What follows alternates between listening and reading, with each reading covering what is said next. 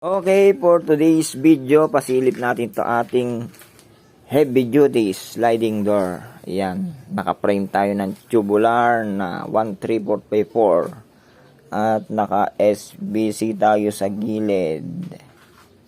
Ayan. Ang ating bottom rail, di 4 din. PM nyo ko.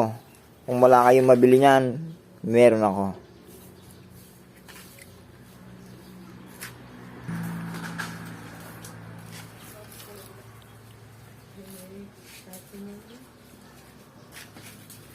O, di ba? Hindi yan ah.